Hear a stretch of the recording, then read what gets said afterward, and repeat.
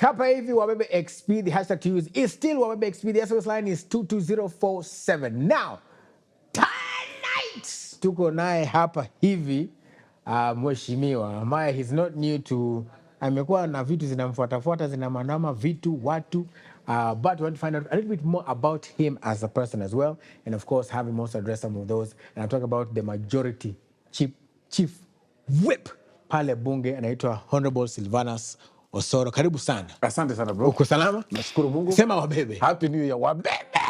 WABEBE ama sio hiyo. Ndio. Hapo iko sawa. Hata umenishangaza. Hapo iko sawa sana. Happy New Year. Happy New Year. Yes, you're doing well. Lakini mwaka imezeeka. Mwaka imezeeka kidogo lakini unajua Wakenya hadi April. By the way, tukianza happy Easter or something. Happy Easter. No, sasa tuna change. When the new holiday comes we change. Yeah, very yes, true. But it's good to see you. Kuna siku yenye tunataka tu kuruka. Gani hiyo? Valentines. Mbona uiruke? Hiyo 14th hiyo inagonga pressure jo. Haona ni nini? Inagonga pressure. Ama zinakuja mingi. Sijui. Lakini ni pressure. Ni expense. Na unaanza kupangia Januari. Na inakuja immediately after school fees manini. Yes. Hapo ndio ulipa mafees alafu umefika tena 14th. Yes.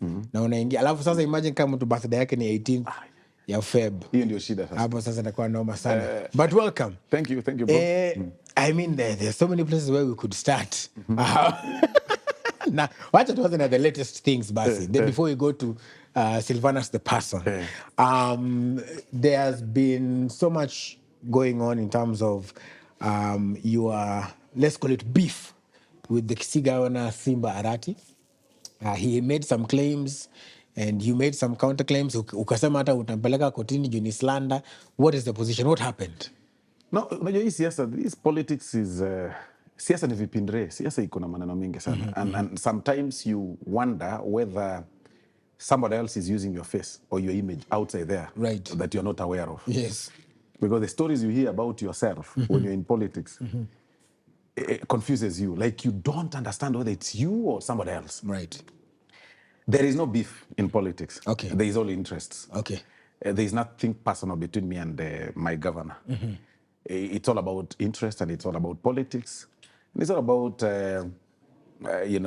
our aspirations, maybe in future or so. Okay. But the stories that you've been seeing around are all fabrications, and it's a formation of the normal antagonistic politics that we all know about this country. When you hear stories, you wonder, they can only happen in the movie. Like, Osoro kashuka, akiwa amebeba AK-47, akaanza kushoot. I want you to imagine that image, mimi nimeshuka, nikiwa nimebeba AK-47. It is not practical. Right. It is not true. And then unasikia kwamba, watu wakashutiwa, watu wako hospitali. Please, when you get him, ask him the names of those who are in hospital. Not a single person is in hospital from gunshot. And unless kuna mtu aliweka image yangu akaenda kwa hiyo function, yes, it wasn't me. Yes. Ati nikashuka na bunduki nikashoot. That's a lie. But then we had an issue, an altercation kidogo in my ward, yes, my constituency. What was the issue? The issue was I had functions lined up within the day. I usually, in my constituency, any student that scores over 350 marks, I sponsor them. I sponsor their education through what we call Osoro Care Club, up to university. And that has been my norm. I don't use government money. It's from friends and my personal donation. Yes. So I now have a total of about 800 students. So that day, usually what we do every term, I don't just pay. Because taki ni uze ngombe nisomeshe ngombe. So every time they bring a report card, their report card, and we see how they've scored, how they're faring on, and everything. We give them targets. We connect them to their wannabe careers or their dream careers. Like if you want to be a doctor, we bring some doctors and such. So that day we had that exercise as they prepared to go to the school. Yes. I had informed the police. They knew of this because usually this function attracts so many people. Plus those who are not part of this group. Because already standard the 800. Exactly. So they also want to join and even learn and listen. So I always involve the police to help me control the crowd. Hey, I didn't know. And of course, I had plans that immediately I finished that, I commissioned some few roads. I have about 25 roads lined up for commissioning, for grading and graveling. So I was in my office. Then somebody told me, one of the roads you're going to commission, Governor Koyo area. It's some place called Nyansembe somewhere in Moticho Ward. I said, sitaenda hapo. Because we don't go along politically. Right. Clearly, something will happen. So I didn't know he was also coming to the other side, where I'm again meant to commission some road. Yes. He didn't inform the police. So I asked the sub-county police commander, are you aware Governor is around? He told me, no, he didn't tell me. I didn't know. Because the sub-county police commander was in my function. So as I was progressing with mine, Kumbe, where I was going to have a function, a place called Nyakimbene, I was meant to launch a road called Nyansembe Nyakimbene. So he's going to have a function at Nyakimbene. I had to move my graders. Instead of starting or commissioning the road from Nyakimbene, I commissioned it from a place called Nyabisase, sorry, not Nyansembe, Nyabisase. And that's where I placed my graders and the PA system and everything. So on his way to that place, akaona magari hapo, grader, na unajua gavana wangu ni mtu wa vipindi, ni mtu wa Nairobi, anatembea na gari 22, 23, 24, na gari 10 ni goons, ni vijana. I don't know why, but maybe that is his modus operandi, and that is how he's chosen to do his politics. Wakashuka, wakatuanga hawa jamaa wangu mbaya sana. Ati mnasimama mnaweka gari hapa na governor atakuwa huku juu. So that is how it started. Right. My people, of course, retaliated. They picked the speakers, they picked the PA system, and they went with it to their function.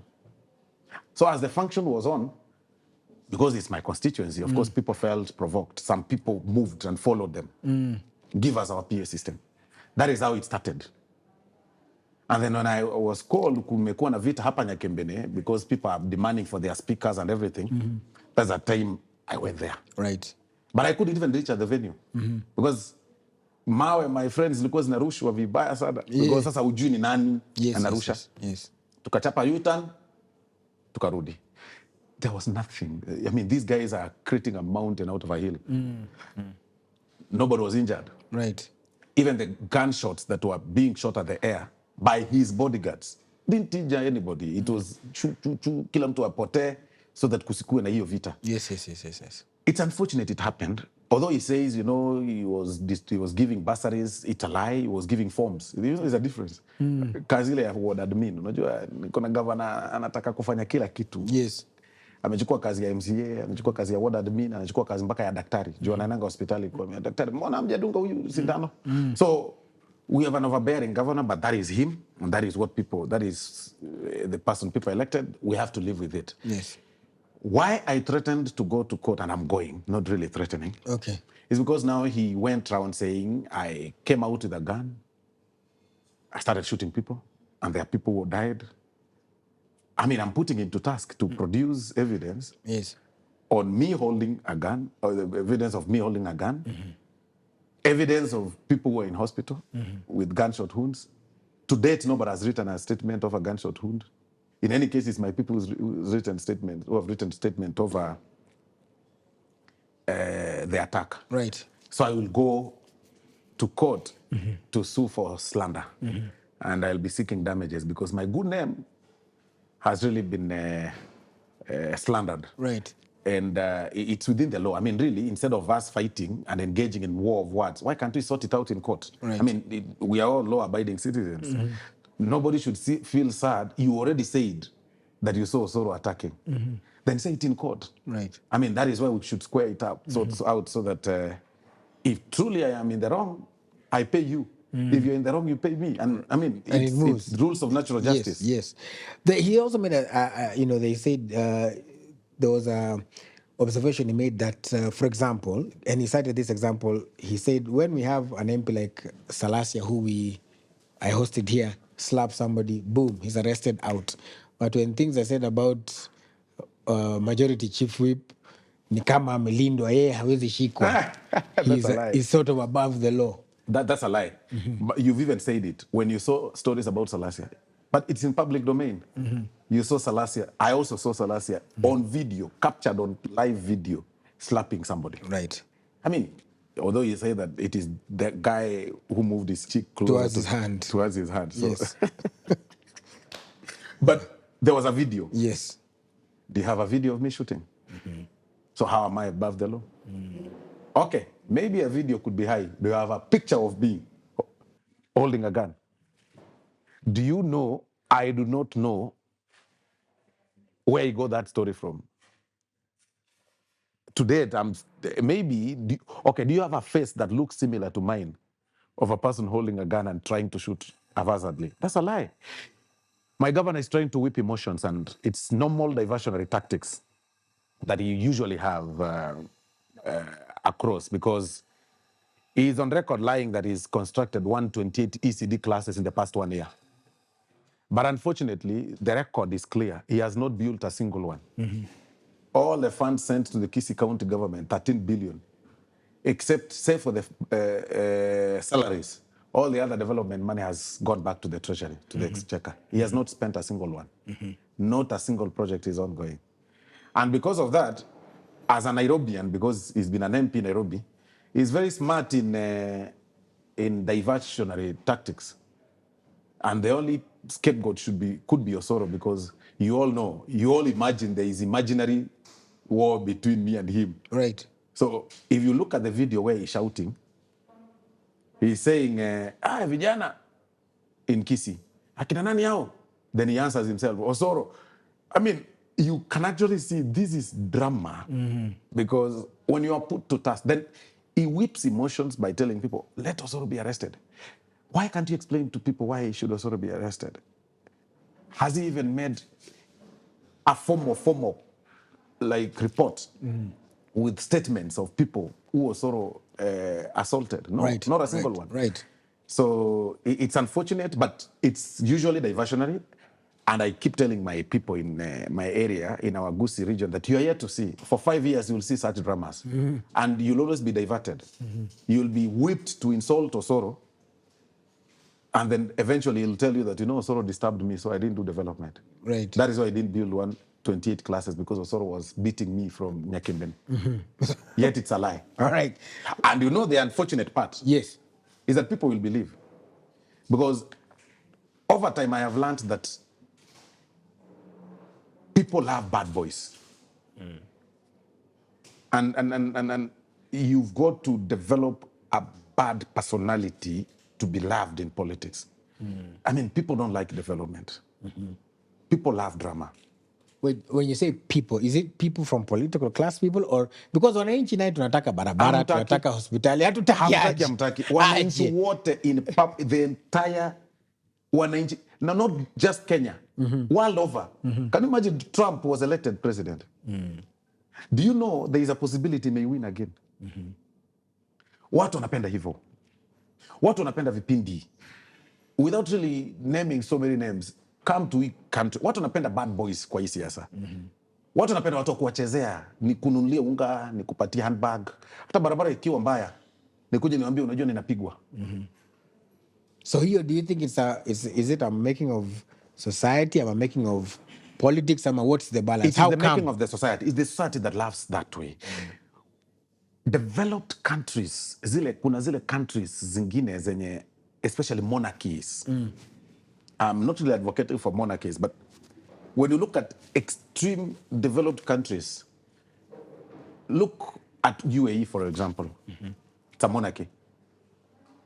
You walk along the street and ask the leader of that very place, utashindwa ni nani? Because hata watu wengine hawajui, they don't give a damn. Na huko sheria inasema, hey, tax on this, on this, on this. Nobody questions. Because it is the law as it is. But here, this country, look at us. Look at the history of everybody who's in this country, and you'll agree, even the leadership of this country, you'll agree that at some point you've had some drama. And in even the president has had some drama in his yesteryears. That is what people have. That is why you'll see people not questioning where their money is in terms of the money that is devolved.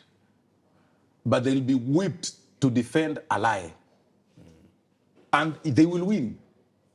Because people enjoy that. So sometimes I tend to think that I may not wish to be so long in politics because there are some things I can't do. That I'm given money for development, I convert it and give you ungangano because I know that's what you want, then you elect me. I may not, if that is the only modus operandi, I may not wish to be in politics forever. But people are assuming, or the assumption is unapigwa vita kwa sababu pale mbele Osoro for governor posta inaenda kutoka. Father, I'll shock you and I'll say this on national TV as I'm saying. I have never admired county politics. I mean, that's a village kind of politics. How many governors have you hosted, by the way, here? Actually, none. Exactly. Why? Why? But not for lack of trying. You haven't tried, but I know why. I've tried to reach out to some. And how many times have you tried me? 3 or 4 times. Exactly. Yes. National politics is what defines the trajectory of a country. When you devolve back to governorship, you devolve your politics, you degrade yourself, you only carry a big name. Your longevity in terms of sustainability in politics is dim and not really visible. And this is very factual. And I'll give you practical examples. With tremendous respect to Oparanya, governor, former. He was a very big name. He even served as chairman of governors, council of governors. Yes. Today I see him roaming around and trying to make himself relevant. I'll give you another example. And you know he has no other political comeback other than trying presidency. He can't try anything else. Is it because it's dim sasa ukienda MP umekuwa mdogo ama when you run an executive office you carry a lot of baggage. That is why you carry yourself a lot of baggage. Like now I'm questioning about roads in my area in Kisii. I'm questioning about hospitals in my area. The only person to question is the governor. So you carry a baggage. And then because you kind of run a company as an employer, top employer, because your county has got county employees, you create small and big enemies. And then you also create imaginary enemies. It's not like a legislative arm. So the truth of the matter is people have imaginations that I want to run for governor. But I want to tell them that I enjoy national politics. I want to run for president of this country someday. And you can't run for president if you try to devolve your politics. If I must run for a county seat, then it should be Senate. If I must. Unless there is an extreme burning desire, which hasn't developed yet, to help people in my county. Yes. Because from where I sit, our county is also not on the right trajectory. So unless there is such an extreme burning desire and a push by the masses, then I'll consider. But for now, it hasn't occurred to me in the head. So please tell the imaginary competitors that I am not in the ring yet. Yes. And if I do, I'll win. Okay, let's go back now to the beginning, like I like saying, to Osoro, the person, born and bred where? What was your childhood like? Your upbringing? Okay. Yes. Today when I sit here for interview, and reflecting back on the history, I get to wonder whether is it truly me or there is somewhere else. And it has not just occurred to me today, but several times. The other day I was with the president on Air Force One, flying, with him. And I sit here and I'm next to him and I was asking him, Your Excellency, are you the president or it's me who is now grown? Because I don't know whether I'm sitting with the president. Right. It's either I have become so big or you've become so small. Because why are we here? And then he asked me, what do you mean? I told him, when we reflect on where God has brought us from, and because it can only be God, you get surprised. My childhood, Willis, it is not a joke. Do you know you are speaking to a former street boy? Because I was born and bred, I was born to a teacher and a nurse. My father was a teacher and my mother was a nurse, just like any other child. And I grew, of course, in my very tender age, I was with my parents until age 7,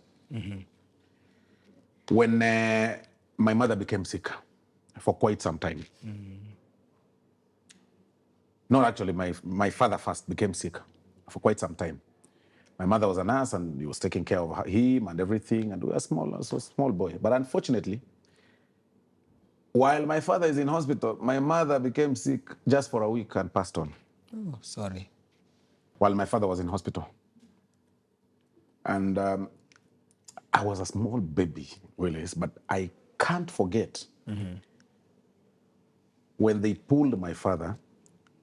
You know, people had really fundraised for my father's well-being because he really was in hospital for a year. Sorry. Until it got to a point where you invite people for a fundraiser, and so I hear, because I could see as a young boy, nobody was coming forth.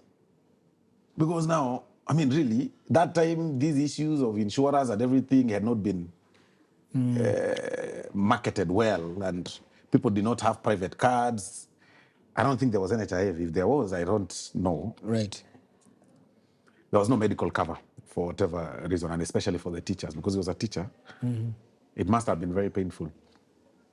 But the worst experience was when my mother was being buried. Two things that really didn't excite me. One,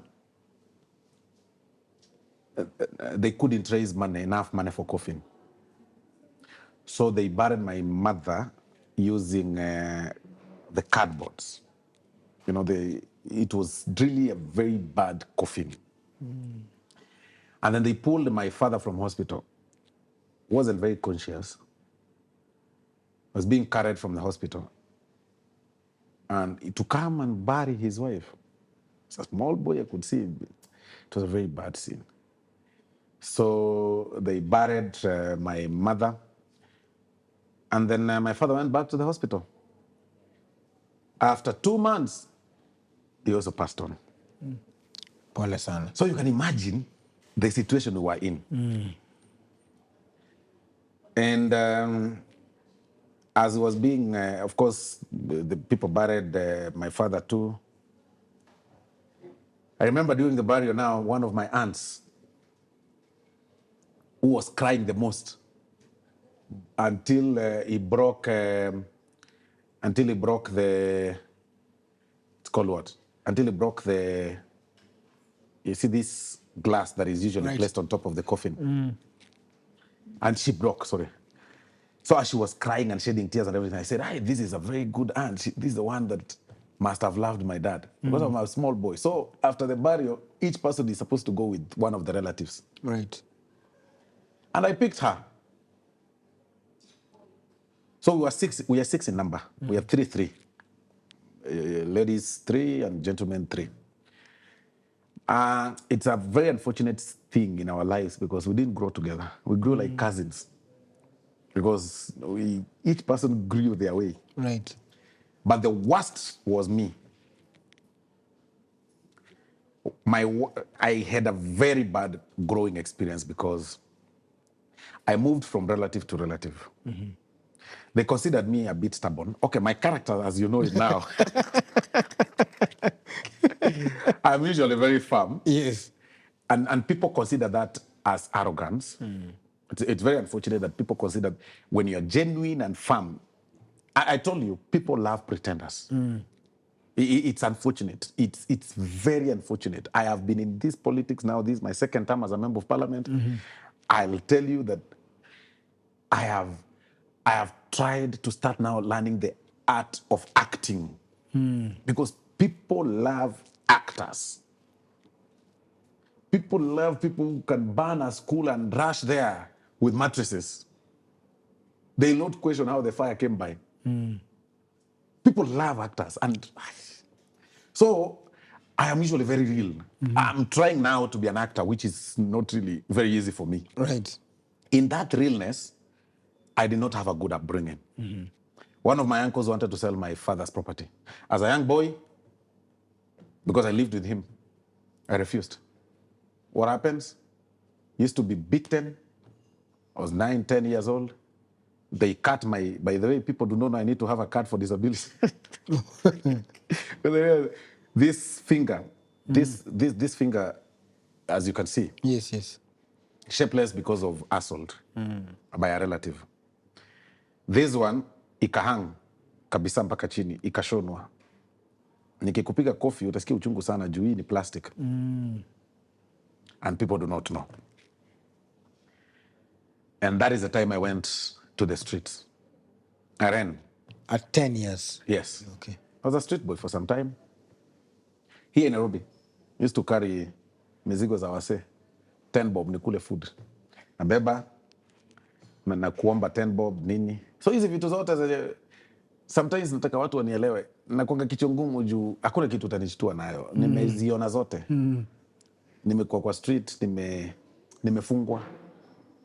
There's a time mizigo ya mtu ilipotea nikashikwa. Akasema nimeiba. Nilibeba nikienda kupeleka kwa stage, niende nirudi ingine, nikakuja nikapata haiko. Akaniambia ulipeleka wapi ile ya kwanza nilikupea?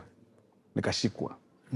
At 11, that time sheria ilikuwa very weird. Haikuwa kama ya saa hii. Unawekwa remand kwanza for even 1 week. Alafu nikapelekwa industry. Mimi nimeonja jela. Nikiwa kijana kadogo. So saa zingine nasikianga, niliona hata hii juzi, arrest Osoro. Arrest Osoro. Kuna watu kiambia arrest unamshtua. Sasa mimi bwana, bora tu nipe place kuna food. Hata kama ni gani, mimi nitakula tu. Juu mimi sijagrow na wazazi, sijagrow na nimegrow. So I got a good Samaritan. Akanibeba. A lady, later of course when I came out, akanipeleka Gashia. Kikuyu, Mkikuyu. Nikasoma, akanipeleka Kihara Primary when I explained my story and everything. And that explains to you that I speak Kikuyu like I speak Kisii. Yes. It's because of my upbringing. Upbringing, yes. Unfortunately, as I lived with her for 2 or 3 months, she passed on. You know, at some point I contemplated suicide because everything that I was touching, Willis, was failing. Then at that point I had stabilized a little bit. I remembered there's another relative in Kericho. I went there. So, to cut the long story short, I am one of the people who went to group of schools. Yani nilienda shule nyingi, primary. Simaanishi group of schools. Oh, si group. Ulienda a group of schools. Yes, nilikuwa naenda hii term, nasoma kwa hii, natoka naenda kwa hii through a relative. Wengine walikuwa wananifukuza ati nakula sana. Wengine walikuwa wanasema niko rude. Juu mimi vile tu niko, nitakukataza tu kitu. Look at my character from Matiang'i time. Nikimkataza wewe wacha. Mimi niko hivyo. That is why people get surprised nikikataza governor because they consider him so big. Afai kukatazwa. Nobody should question. Oh, live long the king. But unfortunately, even the president, mimi mkataza. Ask him when you get him. I'm the majority whip. I sit with the president and I tell him, Your Excellency, this one, no. Sasa singemkataza asijenge State House na 900. Hiyo nilimsupport. Mbona? Because we are having, you know, it's not about him. The strength of any building, and any engineer will tell you, because I'm not an engineer, I'm a lawyer, but I've been building manyumba, will tell you that for the strength of a building is utmost maintenance and renovation. Hii nyumba ilijengwa kitambo. Kitambo sana. President after president. Na maisha inaendelea kuwa modern. Let me ask you, mbona utembei na Pujo 504?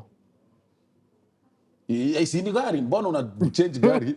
Unaenda gari ingine. Mbona utembea na hii? Lakini shida si kwanza nikwambie, nitakuja hiyo point yenye nasema, najua ndio unataka kusemea. Nitakuja hiyo point. Sawa. So hii nyumba ilijengwa kikoloni.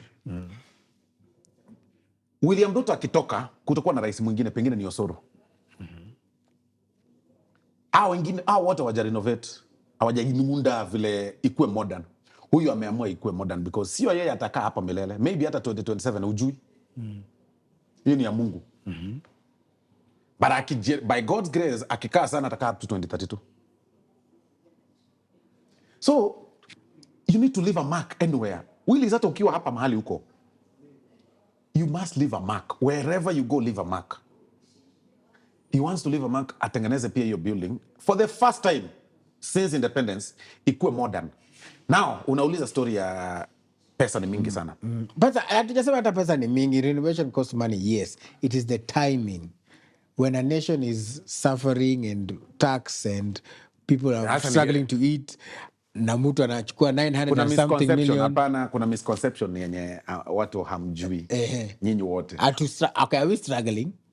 Tuna struggle, lakini kwani hiyo pesa isipojenga hapo ndio utakuja kupewa raia? Lakini si anaweza repurpose. Hapana. What usually happens is this. Na hiyo ndio kitu mimi naambianga watu. Every national budget yenye tunatengenezanga kuna vote ya president. It's called a vote. Okay. Ni kama saa hii kuna vote yangu in my office as a whip. Na kuna ka vote kango kama MP. Vote ya president, for example, tuiweke 2 billion. Ni ya hospitality, ni ya anything he wants to do na hiyo do. Hiyo vote lazima ikue kwa nini? As a head of state, you host sometimes wageni. Wageni ukionanga wakikuja hapa, mahali wanalala, hospitality is part of the vote ya president. Mapresident wengine, nini na vitu kama hizo. Raia na kila mtu mwenye anaenda State House, hiyo chai mnakunywa, nini, ni hospitality. It is part of the vote of the president. Everything within the presidency, ya movement, junior president, hiyo ni vote. Kama ni 2 billion, ni 2 billion. I change. Anaweza amua aseme namna hii. Badala hii pesa yote muweke kwa hiyo hospitality. Hii mwaka staki, and I think that's what he did. In the next 3 months, I don't want to host guests. Hiyo vote, hiyo pesa, wanakuja Uganda, wanakuja kwetu hapa. For now, ama kusafiri nje, let me hold. Within this vote, I want this house to be done. So hiyo pesa isipofanya hiyo renovation, itafanya tu hospitality kazi ingine because ni vote yake. I affect. Na hawezi tumia hiyo vote kufanya kitu ingine in terms of ya kusaidia wananchi. Hiyo kitu ya nyumba ni kusaidia pia wananchi because you want an image for your president's house and president and state house. Na tulale njaa na image. Hiyo pesa yezi toka kule. So hakuna maneno. Hakuna maneno. Kulala njaa Willis ni kuenda nje na kuhustle. Usipoamka kila siku utalia serikali. And there is no single government that will come out and feed any Kenyan. And I've told people several times, what the government does is to give you an enabling environment. The debate about taxation is genuine. That's part of the enabling environment. Yes. The debate about fuel and everything. Yes. Again, we need to be genuine to people. The president does not define, or the public or the parliament does not define the cost of fuel. It is wrong. It is not us. Because that is not something we produce. Okay, hiyo naye in his defense alisema hata Yes. Akasema hata msinishukuru bei ikishuka. Hata tena vile imeshuka sasa nimeshukisha. Bado itapanda because si yake. So kitu tu wananchi walikuwa naambiwa atoe subsidy, alipe, hawajui subsidy. Subsidy ni kwamba unalipa mafuta nusu. Sasa wewe ukienda kwa hiyo pump, serikali imekulipia kama mafuta ni 100, serikali ipate imekulipia 100. Aliwewe sasa kutoa hiyo nyingine. Hiyo ndio subsidy, wanakusubsidize. Sasa hiyo pesa tunakulipia inatoka wapi? Yet atu collect enough. Sasa hiyo ndio tulitoa, ndio maana mafuta ilipanda. But ilikuwa ipanda hivyo. Hiyo subsidy tulitoa. Juu hiyo pesa unless tuende tukope ndio tupeane. Na bado wewe ndio utalipa. So tukue genuine tu. Unajua leadership ni ngumu. Hakuna kitu naweza fanya ionekane ni ni kama game. Unajua kama mimi na wewe tuna supporting team kubwa inaitwa Manchester United. Yes, the only. The only. Yeah, exactly. Excuse me. Everybody on this side wanyamaze. Huku ndo tunaongea. Huku ndio tunazungumza. So tukiwatch game yetu mazee unaona kama mazee hii ni nini? Huyu jamaa anauza mbaya. Yes. Unafikiri ukiweka huko ndani wewe ndio utaweza. Boss si rahisi. Unajua mimi nilidhani nikikuwa MP nitakuwa na order watu around tengeneza hii barabara inakuwa. Nikagundua mazee bureaucracy yenye iko huko ndani. Ndio dozi patikane. Ndio uweke projects. Ai buda. Tunakanyaganga maofisi. Leo yenyewe nimeenda maofisi kama 3. Za stima, unapata faili yako ilikuwa juu ishawekwa chini, kuna mtu amekuja imewekwa. So you keep on fighting. Na raia huko anasema Osoro tu ajengi barabara, leti stima. It is a lot of stress. We have no systems. Third world countries ziko na challenge ya systems. Systems must be pushed. That's why tuna concentrate na trivial things. Because hakuna system. That's why MP kama mimi ninaenda ground kuenda kupeana basari. Juu hakuna system ya kupeana. That's why governor wangu anazunguka kupeana forms. Juu hakuna system. It is shagala bagla. Anyway, back to the story. Yes. So nimesoma group of schools and by God's grace nikamaliza from Chemasingi Primary School, class 8. Then nikaitwa Captivate. I was one of the top students in Kericho district then. And I'll say, unfortunately, my uncles wakakuja. Ile pesa ilikuwa mwalimu sako kidogo. Wakatoa ile sako. Wakakuja wakanisema wananipeleka form 1. Enyewe walinipeleka lakini walilipa term 1 peke yake. Hapo Kapsabet sasa. Yes. Term 2 no fees. Nikapelekwa shule inaitwa Kamungei. Huko Kericho. Peke yake. So nikakwama hapo tena. Sikumaliza hata hiyo term. Pesa iliisha. Nikarudi ushago. Nikarudi kwa one of the uncles akaniambia kuna do. Nikarudi ushago. Ushago nilifanya nini? Kumbuka there is no grandmother. By the way, they had died.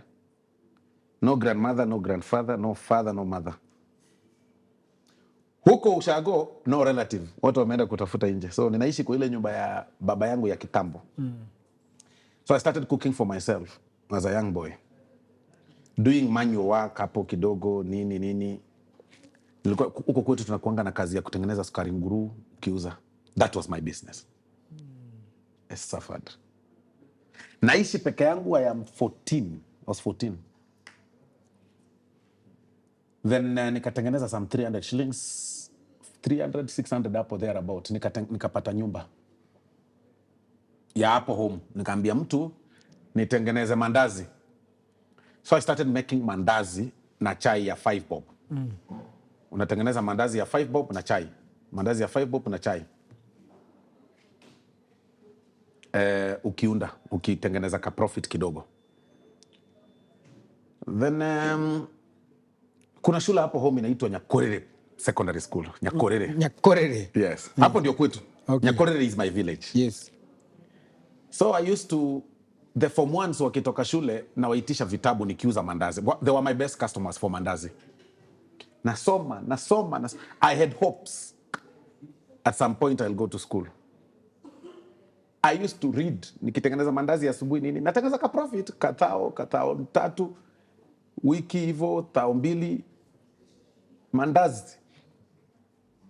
Then, the year I'm supposed to be in form 2, I took myself to a school called Nyabigena Boys. It used to be Nyabigena Mixed. Nowadays, it's Nyabigena Boys. It's in my constituency. It's a boarding school. Very good school. Even this year, wamepeleka watoto vizuri university. Every year, wamepeleka vizuri. So I went there. And I talked to the principal. Alikuwa anaitwa Mr. Osongo. Kaenda kwake nikamwambia, I think he's retiring this year. He's in some school. If he hasn't retired, He was very young that time. So I went there, I talked to him. That was his first station. I told him my problems, nini. Then he told me, hizo shida, tafuta fees. Lakini tutakufanyisha interview. I did the interview. That time it was at a very big school, as it is now. Do you know I passed the interview for Form 2? Because I was studying kwa hiyo nini. Yeah. Nikasoma term 1, Willis. I was number 1 in that school. Term 2 kukuja, sina fees. Sinajua sasa, niliingia ndani kama boda. Niache kuuza mandazi. The reason why nilitaka kuwa boda is not because I enjoy being in boarding. I wanted food. I was struggling, my friend. Wacha hii siku hizi story, unaona nikiketi hapa na wewe simu yangu inapigwa. Mazee, wakati una do una eni. Wakati una kitu, simu yako unafikirianga ni aje, you know. Wakati uko na kakitu Unapiga. Buddha. So I struggled that way. Then Form 2 nikaenda hiyo term 2 nikafukuzwa. Ile siku tunafukuzwa, we are going out, the school bazaar came after me because he's the one who is releasing the letters for those with the fee balance. He told me, young man, come. I don't want you to go. I said, okay. But principal atanitoa class. I said, no, you relax. I'll give you a letter and a meal card. Because I wanted to be in school. Then he called me to his office. He told me, you know why I'll give you that? Your father, your late father, because you are young, you do not know, your late father and myself were married to sisters. So your mother, my former wife, because they had divorced, my former wife is your aunt. Okay. And your father was my friend. Kanitolea picha zile za kitambo. Kanionyesha. He was prepared. This is your father in my wedding. And I said, hey, okay. So I'll help you. You'll study in this school. Wow. Yeah. So I finished, he gave me a meal card. I was there in term 2, vizuri. Tukaenda likizo. Listen to this. Kurudi term 3. And we are standing in parade, the first parade. Principal comes to the news. Kasema, we are going for burial. We lost one of us. Who? The school bazaar. Hey. Where? If there was a moment now I wanted to kill myself, was that. You know, there was no phone. There was nothing. School bazaar amekufa. Na mimi sijui. Tumetoka home. That school is about 5 kilometers from my place. So I used to trek. Tukienda likizo, nilikuwa naenda nafanya ile kazi yangu ya kubebea watu mbao. Vitu za home hapo tu. Kuchonga kwari. And so nikaamua, nikaona, sasa nikafukuzwa. After burial, tulifukuzwa. Si list ilitoka, there is nobody. So nilifukuzwa. Nikarudi tu home. Kaendelea na ile kazi yangu. Do you want us to proceed with the story? Or Yes, we need to. So how did you get to Form 4 and all of this? No, when I went back home, I continued na casual nini. Nikakumbuka, I had an aunt, sister to my mother in Kisii town. So I raised enough fare. Nikaenda Kisii town, my aunt Esther. Nikaishi kwake, nikamwambia, auntie, see you support me nisome shule. Kaniambia, I wish I could. But I have a huge burden, which is true. Your cousins are here. Nini. Akaniambia, you be here. Nitajaribu kuongea hata na shule ziko hapa karibu. But kaa hapa. Nikitafuta pesa uende shule. And I stayed with her. She was good. But ni pesa hakuwa nayo. Mimi naye ni najua kuishi. So nilikuwa natoka kwake asubuhi naenda library, Kisii National Library. Nasoma Buddha. Niko na hopes tu. Nikimaliza saa 3, saa 4, saa 5 hapo. Naingia town na kaa mahali watu wanafanya welding. So nikapata jamaa anajua anafanya welding. Akaniambia, kijana, badala ukae uangalie, si tukufunze hii kazi ya welding. So I became a welder. I'm a very good welder, by the way. Okay. Ukitaka kuchomelea dirisha niite. So akaanza kunifunza welding, nikajua. Nikiwa harakati ya welding, nasoma library, nakuja nafanya welding saa 5 saa 6. Nilikuwa naamkia library. Aunti yangu alikuwa ameniachilia tu. So hapa natengeneza 50 bob, so ananiambia chomelea hii chuma, na nipewa 50 bob, 30 bob hivyo. Katika hiyo harakati somebody came tumchomelee pickup yake. That person looked at me. I resemble my mother in kwa sura.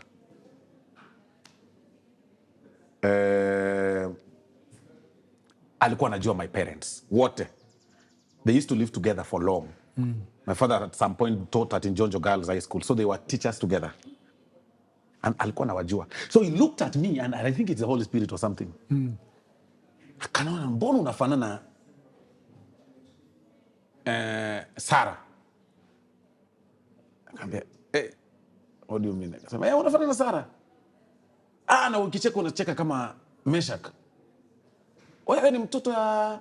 And I used to be very tiny. Meshach na Sarah? Akambia, yes. He couldn't give me a chance. He started beating me. Allah. Yes. What is your problem? Unaacha shule? Unakuja kufanya kazi ya kuchomelea? Kanituanga kweli kweli. Ananipiga kofi na mwambia, mpaka watu wakakuja hapo, unachapa mtoto kwa nini? Hapana, mtoto anafaa kuwa shule. Huyu ni watoto wameshinda baba yao. Why is your father... I didn't leave your father this silly. Why is he very silly this nowadays? Anakuacha. You know, he used to be a disciplinarian huyo jamaa. So nikangoja akamaliza hasira zake, wakamwambia ngoja sikiza huyo mtoto akueleze. Nikamwambia, those people you're talking about passed on long time ago. He didn't know. So akashtuka. Akaniita kando, akaniweka kwa pickup yake, akanipeleka kwa hoteli, akaniambia, give me the story.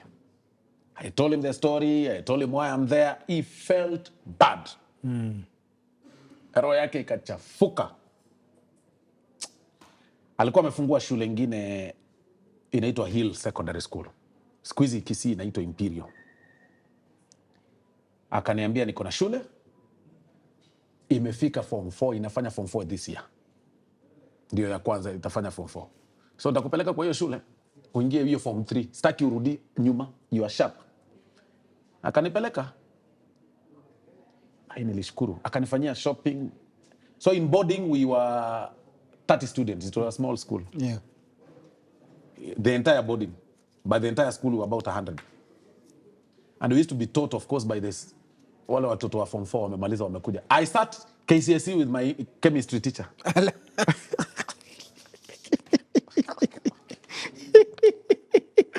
Juu alikuwa amerepeat.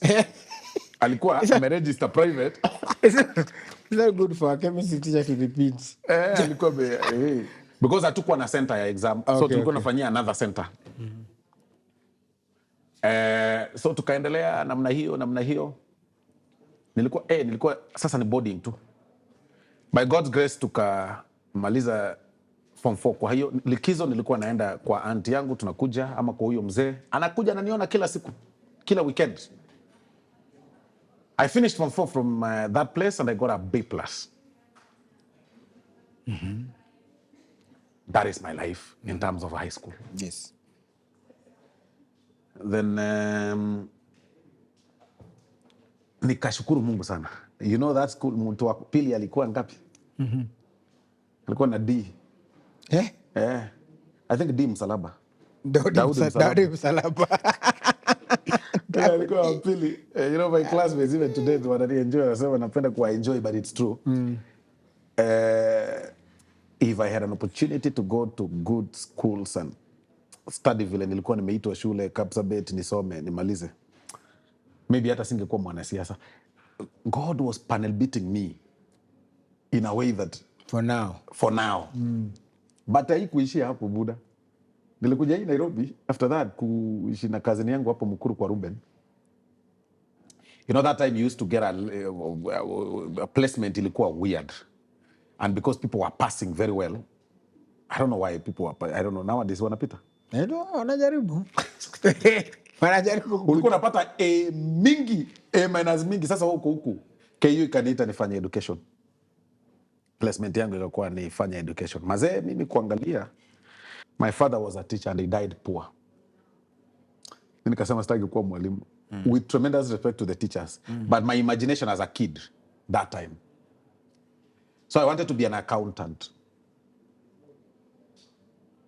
Why? My uncle was an accountant na alikuwa anaendesha gari. So my imagination ni kwamba huyu accountant ndio kuna pesa. Ndio kuna do. So maybe my self drive that time ni kukuwa na do. So nikasema wacha ni hold kidogo. Nikaanza kuuza gazeti. Nakumbuka tulikuwa tunangoja 1.5 years. Nikaanza kuuza, nikakuwa newspaper vendor. Imta standard. Tulikuwa tunaacha ID, unapewa gazeti uuze. Standard newspaper. I think those guys used to give me I remember there's some guy called Mushai and some other guy. There's another guy alikuwa nipe kazi formal naitwa Chola. I think now is in Nation. He's the head of distribution in Nation or something. We talked the other day because I remember going to his office giving me and compare your story, akaniambia wewe tutakupea kazi. Now, nilikuwa nauza gazeti.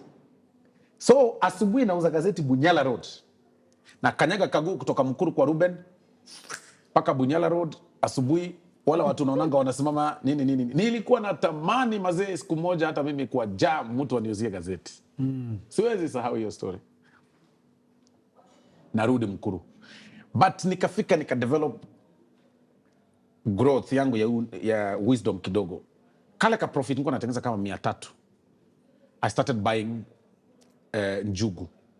So as I sell newspaper, nikimaliza saa 4 watu wanunui newspaper. Zile njugu nauza. Nikaona ina grow. Nikaongeza biscuits. Kwa hiyo traffic watu wananitisha njugu nini. I grew, kumbe I can make money. I started making 1,000 a day profit. Started making 500, I started making 800. Naishi Mkuru. Nikatoka kwa kazini yangu nikaanza kuishi kwa kanyumba kangu. Mkuru bado. Nikagrow tena. Nikaona no, I can manage. So ninajiuliza after saa 6 what do I do? We are here. It is saa 6. What do we do? Do I go home and relax? With the money I had started making, nikaanza kuenda Gekosh. I buy clothes after nimemaliza hizi shughuli. Kaanza kununua nguo kidogo za ladies. Ladies are very good customers. I'm very good in the ladies you see here, I can dress them. Nilikuwa nanunua nguo zingine zinaitwa boreros. I don't know, you know borero what it is? Yes. Mimi najua bodycon. Oliza. Nilikuwa nanunua trench coats. Nilikuwa nanunua nguo za madem. Nazipiga pasi vizuri huko. Naziweka kwa handbag. After saa 6 natembea office to office. Unajua ni bag, inakaa laptop. Nauza. Kamera unanunua nguo ya kamera mzuri, for example trench coat that time. Nilikuwa nanunua kamera so. Ukizipiga pasi vizuri na upate meraruka kidogo, unashona kidogo tu. Naambia udemi imetoka Turkey, imetoka sijui wapi, nini imekunjwa vizuri. Nilikuwa nawauzia 1,000 ama 1,500. No, I think ni 3,000. I think so if I'm not, I don't know. But nilikuwa nauza 1,000, 1,500. Alafu naambia madem, kwanza ma secretary ni wazuri. Unajua ndio ufikiwa maboss. Unaambia dem atoe deposit 500 tu namwachia, nitakuja end month. Unajua hata hiyo 500 nishatengeneza profit. So narudi naongeza nguo zingine. Nanunua tu blouse mzuri na iron vizuri na waletea nauzia so 4. Na hiyo ukinunua nilikuwa package nilikuwa nanunua 50 bob kamoja. So nakuja nauza so 4 so 5. Namwambia leta tu so 2 nitakuja next end month nichukue. So I had a list of customers. Boss niliunda do. But nilishikwa tena na kanjo siku nyingine. Nikae kwa ndani, nilishikwa Thursday, Good Friday ilikuwa kesho yake. So nilikaa ndani mpaka Tuesday. Alafu nikapelekwa kotini, nikaambiwa nifagie City Hall for a week. Nguo zangu zilienda. Tena nikaanza kurestock. Lakini nikajua ujanja ya mtaa. So as I proceeded with that, eventually nikajipata nimetengeneza kado. In Mkuru kwa Ruben, nilipata kwa account niko na about 40-50,000 for a person from the slums. What do you think of ukikuwa hivyo? Naanza kuimagine vile, kumbuka nilikuwa nataka kununua gari. Nikafungua butchery sasa. So, I've given you a series of my day. Asubuhi, gazeti. Bado sijatoka kuuza gazeti. Njugu, biscuit, nini, nguo, butchery jioni. Butchery yangu ilikuwa Mkuru kwa Ruben. Nika diversify, nikatengeneza do. So one point, nikapata niko na do enough. Nika register for CPA. Why? I want to be an accountant. So CASNEB. Kaanza. Najikaza na struggle because I imagine my uncle was an accountant. But now within that period, nikafanya blanda. Mtu akaniuzia gari. Ndio maana nilikuuliza story na Pujo 504. That was my first car. Nakumbuka nilinunua 80,000. Iko kwa mawe bado mpaka saa hii Mkuru kwa Ruben. Because niliona niko na do. I wanted to drive. Ulikuwa nakuja na park huko Hilux na kanyaga kaguu Ruben chini mguu. Na park hapo mafuta ilikuwa inakunywa. But my imagination was I want to drive. But nilikuwa naweka tangua hapo nini. But fast forward, to cut the long story short, I got to change my dream from people's comments over me. Because I am a very serious church person. Despite my drama and shortcoming, I serve in church. Even today, I serve in the Grace Church as a pianist in the praise and worship. I play. So unacheza piano. Mwamileno abelele Mungu. Hiyo ni gift. Si kwenda college yote kujifunza hiyo. Hata guitar. Hiyo ni vitu. My father was a music teacher, so ina grow hivyo. So watu kaanza kuniambia wewe sasa wewe siku wakili. Argument zako nini. That is the time the School of Law of Mount Kenya had started. Na mimi ni hustler. Ninataka mahali that time yenye naweza enda nisome that time, although ili change. Yenye naweza nisome na mchana ni hustle. It is only university that time that had evening classes. Wengine hakukuwa. Naenda hapa, nikaenda Nairobi, nikaenda wapi, nikakosa. Nikaanza kwenda evening classes na hustle mchana. Bado naishi Mkuru kwa Ruben. Nika hustle by the time I was second year. Na alafu nauza nguo. Nilikuwa nauza nguo nikiwa hiyo university. Nilikuwa nauza nguo. Nanunua nguo bado nini. Nimeacha tu gazeti. Sasa hizi zingine zinaendelea. Nauzia wanafunzi nini. Policy katoka from CLE tufanye mchana. Kuna evening classes kwa nini. Kaanza kuleta shida that time. But nilikuwa nimefika I think 4th year or something. Tukamaliza. Nikaenda Kenya School of Law. But by the time I'm second year, by the way, nimeshikashika kado na nguo from the clothes. Nyama nimegrow, nikagrow nyama nikaanza kuuza hadi na export. Yes. Story mob. Nikafungua kampuni ya marketing, nikagrow mpaka iko mpaka saa hii. Nikiwa tu university, by second year I was driving, nilikuwa na Mercedes. That time sasa nikahama hapo nikaanza kuishi Mkuru. Gashie ile place najua. Hivyo at some point nikaenda Meru. Biashara kidogo nikaongeza, nikapata niko na do. Haya, kuangalia niko na do na biashara imegrow, account yangu imegrow na hizo biashara zangu nyingi, nikakuwa broker ya vitu mingi, nimetengeneza pesa, nikapata niko na account yangu iko na about 10 million. As a young man, what do you think of? Umenunua gari? Umenunua apartment ya kwanza. Nilinunua apartment yangu ya kwanza 2.5. What else do you think of? Umeona wewe ndio kusema mtaa.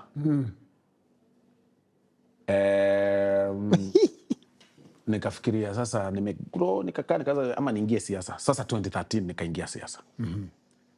Where?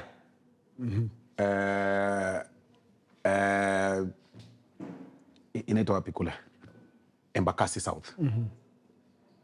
Nikasimama kiti ya MP. Nikarudi zero tena. Nikaanguka bila kupingwa. Lakini sasa nilikuwa nimejifunza. Ndio nikajikaza nikarudi tena juu nimejifunza biashara 2017 nikasimama tena. Lakini Kisii. Kwa Kisii nikisimama watu wakasema huwezi shinda.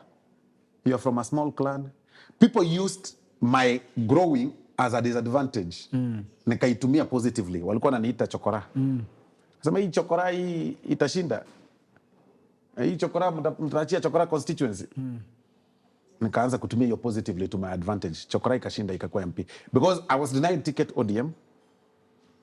Nikaenda Jubilee nikanyimwa ticket hiyo time Matiang'i ndiye alikuwa brother yake alikuwa anasimama. By the way is MP. Nikaenda chama ndogo inaitwa Kenya National Congress. Yes. Nikashinda. Wakasema aya kumbe Osoro anaweza shinda. Sasa 2022 wakaniwekea competitors kweli kweli. If this chokora can win, hata sisi tunaweza mtoa. So this time nikashinda nao, mtu wa kunifuata nilimshinda double. And that is how my life is. Wow. By God's grace, we hope that in future we'll lead this country. And if only people just understand that wasipende drama, wasipende viongozi wa drama, wapende tu kuuliza development. Lakini shida ni kwamba sijui kama tutafika hiyo level. Tutafika. Kama ulifika kutoka quote unquote chokora to hapa, tupatie hata sisi hope. No. Be the change. But for me, generally what I like telling people is that whining and complaining will not help. You know, the reason why people fail in life is because they really whine. People whine a lot. You wake up in the morning, wanna blame people. You have somebody to blame.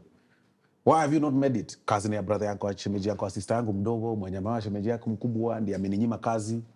You know, Osoro, hii ni extended relative, lakini ameninyima kazi. Buddha, nobody wakes up in the morning to think of you. Kila mtu anamkanga kujifikiria. In the process ndio unakuja. Mimi sija amka asubuhi ati sasa niko zile za niko na stress juu uko na stress. I'll do what I'm supposed to do as an individual, but I'll not have stress. Because you have stress. Right. And I keep telling people that wake up in the morning. You know, nowadays the young people, when you look at them, some of them, they wake up, unapata kijana ana kitu lakini analala mpaka saa 4 na una kitu. Unajua kuwa na kitu ndio ulale. Sasa wewe uko hapa, you sleep too much as though you are competing with the dead and you want to make it in the land of the living. How possible is that? Una compete na maiti kwa kulala. Lakini unataka ku make in this land of the living. It's not practical. So people should pay the price. Yes. Stop blaming people. Jitume. Me, my call about myself. I don't know. It's something in me. Mi mazee mi ni mse wa kujituma. Na amkanga asubuhi kujituma. Na hakuna kitu naogopa. If you tell me today that your dream is on that tree, na hii kuna wall, nitapita na hii wall. Nitavunjika yes, lakini nitajitibu huko. And then focus on your dream. Because the world is 99% negative people. When I did my first social media post that I want to vie for MP, Yes. I wasn't famous, I wasn't known, but I got that day about 1,000 comments. Nani atakuchagua? Kwenda, huwezi chaguliwa. We know, bure, haribu tu do, nini. If you keep on listening to negative people, Right. people give you negativity because they can't be you. They only give you positivity wakati wanaona unaweza enda chini. Ukue kama wao. When you're up there, or when you are focusing to be up there, hapa chini mazee unavutwa mbaya sana. Right. Wasa watakwambia, wezi. 90% of the first people to give you negativity are your relatives and your close friends. And that's why when you pray in the morning, you need to pray God that God protect me from my friends. Because for my relatives, I know how to handle them. Because your friends are the first people. No, for my enemies, I know how to handle them. Enemy hawezi kukutakia mabaya, hataki kukuona. Lakini rafiki, tunamka asubuhi uko hivi, siku hizi anaringa. Tutaona mahali atafika. That's why unaonanga msee akifail. Tulijua tu. Ulijua aje? Kama ulijua si ungeniambia. Ndio tusifail. Ndio tusifail. But watu wanataka ufail. So the young people wajue ni kujituma. Because especially in this competitive politics, young people wanaogopa hata kusimama. Mtu ako zile za, nitachaguliwa kweli. Simama tu, jitume tu. Alafu usifuate negatives. Hiyo ndio kitu nimegundua. Life is full of negative energy. And judgment. People judge you. They don't listen to your side of the story. Today, if somebody gives a story about Willis, you'll be judged vibaya. Yes. Mtu hataki kusikia, by the way, yeye alipiti, hebu ngoja tusikie. People don't like that. They judge you. They find a way to pull you down, to step on you. Ukiwa chini flat, they rejoice. Because nobody, we are in full of competition as a people, as a humanity. Wow. That is your story. My story. Asante sana. That is quite captivating. Quite a lot of ups and downs pale ulipitia mingi sana. And normally I ask what your advice will be, but umeshapatia hata the youth that piece of advice. So I guess we will end it there. But I will say thank you so much for coming. Thank you so much for clearing the air, for sharing your story. I'm sure somebody who is watching is either going through part of, has been through a section of it, or pia maybe yako na yake ni the same. Maybe ana relate. Amesaidika tena sana. Lakini alipe tithe. Akitengeneza do, haraka kidogo, ulipange tu tithe. Aweke tithe 10%. Fungu la 10. Fungu la 10 na itakuchunga maisha yako. Watu wanafikirianga ni pastor ukula. Mimi sifikirianga hivyo. Tithe 10%, regardless of our sinful ways. There is a way, there is a cloud that is always chasing after you that you don't know. Lakini ukitoanga tithe, and you know the Bible says, pay tithe, not give. Ni kama tax. Ndio nimekuwa nikiambia watu wangu leo asubuhi nimeserviwa tax bill ya biashara nilifanya kwa law firm juzi. And I didn't pay. So there is no shortcut. In fact, nimeenda kujaribu kutoa title plus certificate, nimeambiwa hapana, lipa hii. Kwanza. And I'm going to pay. Tithe is that way. Unapata compliance, God anakuprotect. And then kwa hii terrain, that's how we survive. That's why some things happen and you're like, hey, huyu alitoboa aje. Na wale wanasema sijui arrest Osoro, waambie watangoja sana. You know, I am not a criminal. Alafu tena hiyo ikakuja, hizo ni vitu ndogo. Just focus on you. Stop focusing on other people's stories. Just focus on you. Yes. And life will proceed. Asante sana. Wekala hapa. Sema tena wabebe. Wabebe! Asante sana. Thank you very much indeed. See you on the other side.